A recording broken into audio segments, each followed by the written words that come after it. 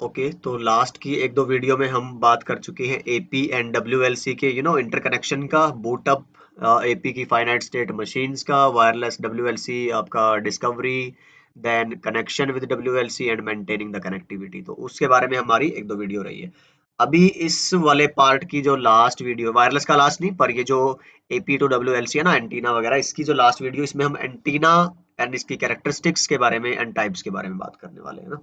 तो वैसे तो ऑलमोस्ट मैं आपको बता चुका हूँ बेसिकली, बट फिर भी लेट्स सी कि अगर कुछ ऐसा है बताने वाला जो बचा है, तो वो हम देख लेते हैं। तो गेन क्या बताता है कि जैसे जो एंटीनाज हैं वो एक्चुअली आपका जो सिग्नल आया है ना, उसको एम्पलीफायर का काम नहीं करता एंटीना कभी भी। एंटीना सिर्फ उसके अंदर जो अपनी इनहेरेंट इसके जो मटेरियल की कह लो, या फिर जो आप इसके अंदर से सिग्नल गुजार रहे हो, उसकी वजह से ये जो डिफरेंट डायरेक्शन में भेज रहा है, तो उसकी वजह से फिर ये कुछ हद तक जो क्या बोलेंगे उसको, स्ट्रेंथ को बढ़ाता है। उस बढ़ाने के लिए जो हम टर्म यूज करते हैं वो गेन है। तो आप ध्यान रखिए, ये कोई अपनी as such active electronic circuitry की हेल्प से ये इसको एम्पलीफाई नहीं कर रहा है, तो थोड़ा सा ध्यान देना है। बस ये जिस डायरेक्शन में एंटीना अपनी सिग्नल को भेज रहा है, उसके बेसिस पे इसका गेन है कि हाँ यार, ये आपके सिग्नल्स को कितनी दूर तक कितने अच्छे से भेज पाएगा किसी पर्टिकुलर डायरेक्शन में। तो उसकी वजह से इसको बोलते हैं कि ये उसका क्या है, गेन है। अच्छा जी। अच्छा, मेरे वर्ड्स अगर सेंस ना बना रहे हो तो ये यहाँ पे जो नोट्स में लिखा है ये पढ़ लो, आपको अच्छे से समझ आ जाएगा कि हाँ मैं क्या कहना चाह रहा हूँ। चलिए जी। तो in simple words, the gain of antenna is a measure of, ठीक है, कितना वो एक सर्टेन डायरेक्शन में आपकी आरएफ की एनर्जी को फोकस कर सकते हैं। ठीक है जी। दो तरह के एंटीनाज इस वजह से होते हैं, एक जो सारे डायरेक्शन में करें, ऑमनी डायरेक्शनल, एक जो एक सिंगल पर्टिकुलर डायरेक्शन में करें, आपके डायरेक्शनल। चलिए। तो और ये हमने बोला था कि हर एक वेंडर अपना अलग अलग यूज करता है पैरामीटर। तो आप चेक करिए उसके डॉक्यूमेंट, उसके मैनुअल्स, और वहीं से आपको रियल आइडिया होगा गेन के बारे में। बीम विड्थ मैंने बताया था आपके ई एंड एच प्लेन में, ये बताएगा कि स्ट्रॉन्गेस्ट पॉइंट आप डिफाइन कर लो अपनी जो भी ये वेंडर टू वेंडर, अगेन मैंने बोला था कि आपने अपना हाईएस्ट एक पॉइंट देखा अपने ग्राफ पे, और उसको आपने बना दिया कि ये मेरा हाईएस्ट, फिर उसके बाद इसकी हाफ देख लो कहाँ पड़ता है, उसका हाफ देख लो कहाँ पड़ता है। तो ये एक पूरा सा आप वो बनाते हो, और I really have no idea कि हाउ दे ड्रॉ दिस। अगर किसी को है आइडिया तो प्लीज बताना यार, मेरे को भी थोड़ा पता लग जाएगा। और मुझे नहीं पता कि ये इंटरव्यूज वगैरह में कहीं काम आता है, एग्जाम में देखना पड़ेगा क्वेश्चंस के अंदर मेरे को कि हाँ इस तरह का कोई क्वेश्चन मिलता है क्या। आई डोंट नो, अगर कोई है जिसने दिया है एग्जाम, खैर अगर एग्जाम दे दिया होगा तो I don't know why they will be watching this video, but yes ऐसा होता है कि दे सी। बट यस एनीवे, अगर कोई ऐसा महारथी है वायरलेस का तो प्लीज कांटेक्ट मी, या फिर सब कोई कमेंट से या जैसे भी आप चाहें, तो you can contribute, I will be really appreciating that. चलिए, बट हमारे लिए मैंने बोला था आइडिया क्या है कि इस तरह का ग्राफ मिलेगा, वो ग्राफ हमें बताएगा कि यार हाँ किस डायरेक्शन में इसका फोकस ज्यादा है। ठीक है।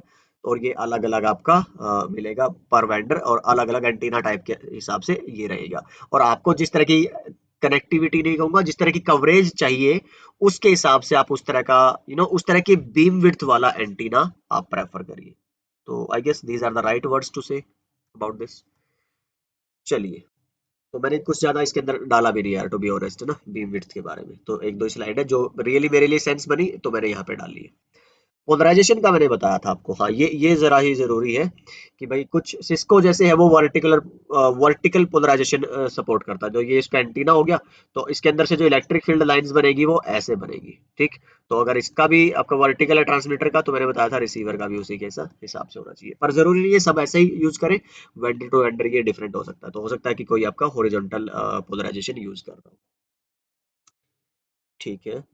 अच्छा, पोलराइजेशन एक हिसाब से इसलिए भी जरूरी है, मान लो कि आपने ना एक एंटीना एक पर्टिकुलर वे में लगाने के लिए बना होता है, और आपने वो लगा दिया, और किसी ने फिर क्या कर दिया उसको, जैसे ये क्या लिखा है, समवन नॉक्स द एंटीनाज। तो आपने आपने ये ऐसे लगा दिया, ये एपी था आपका, इसका ये एंटीना ऐसे था, किसी ने ये गलती से ही हाथ लग गया मान लो, और ये ऐसे हो गया इसके एंटीनाज, और ये देखो जी। तो इससे बहुत फर्क पड़ जाएगा आपकी कनेक्टिविटी पे, तो इससे आपका रेडिएशन पैटर्न और जो पोलराइजेशन है दोनों चेंज हो जाएंगे। तो मेक श्योर कि ये वेल मेंटेन्ड हो। अगर आप इसको ये देखोगे यहाँ पे कि क्या फर्क पड़ता है पोलराइजेशन का, तो ये देखिए, अगर सेम है इधर भी वर्टिकल, तो सिग्नल की स्ट्रेंथ अच्छी मिलेगी, रिसीव्ड सिग्नल। और अगर आप एक साइड हॉरिजॉन्टल है एक साइड वर्टिकल है तो देखिए पुअर सिग्नल स्ट्रेंथ मिलेगी। यही मेरे को बस प्रैक्टिकली बताना है पोलराइजेशन के बारे में। कहाँ गया हमारा, ठीक है। अच्छा जी, आगे बढ़ते हैं पोलराइजेशन के बाद हम टाइप्स ऑफ एंटीनास पे। हमने डायरेक्शनल ठीक है, तो इसमें भी ऐसा सच कुछ बचा नहीं है। मैंने बता दिया था कि ये अच्छा वाईफाई राउटर में ये दिख जाते हैं एंटीनाज आपको, ठीक है, पर जो मोबाइल फोन्स देखोगे उसमें नहीं दिखते।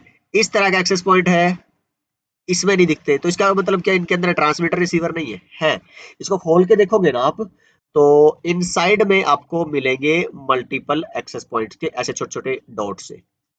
तो वो एक्सेस पॉइंट सॉरी आपके एंटीनाज होते हैं। मोबाइल फोन में भी ऐसा ही होता है, आप गूगल पे जाना कि wife antennas inside Cisco AP, तो आपको ऐसा स्ट्रक्चर दिखाएगा इसके मदरबोर्ड का, जहाँ पे ये आपको दिखे। या फिर आप खुद से भी अगर आपको एक्सेसिबिलिटी है तो इसको खोलना, आपको अलग अलग ऐसे 6 4 डिपेंडिंग अपॉन एपी मॉडल आपको ऐसे एंटीनाज मिलेंगे।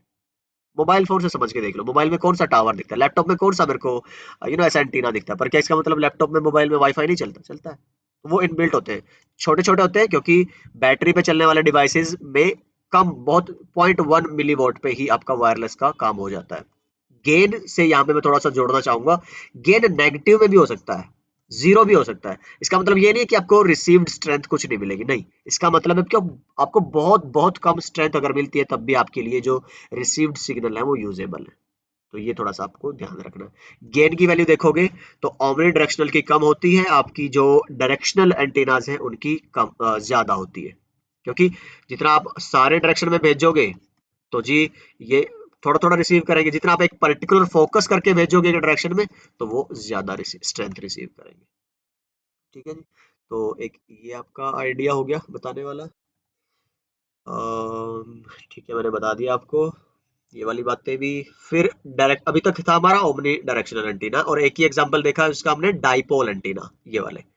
फिर हमारा अगर आप देखो डायरेक्शनल एंटीनास तो इसके कई सारे एग्जांपल है। तो एक पैच एंटीना बोलते हैं, और एक आपका होता है यागी उड़ा एंटीना ये वाला। तो आप देखोगे गेन की वैल्यू बढ़ती जा रही है।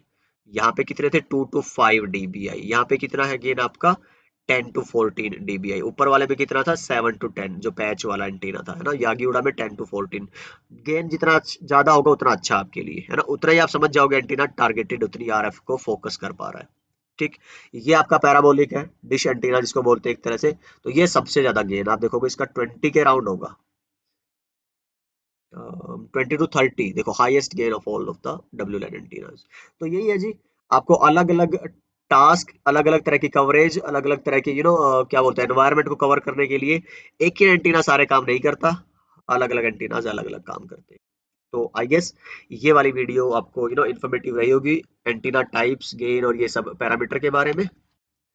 तो काफी है देन, अननेसेसरीली इसको लंबी नहीं करते हैं। तो आपसे मिलता हूँ अगले सेक्शन में। अगले सेक्शन में हम बात करेंगे आपका रोमिंग एंड लोकेशन सर्विसेज। तो I guess this is second last, इसके बाद हम ट्रबल शूटिंग वाले पार्ट की बात करेंगे वायरलेस की।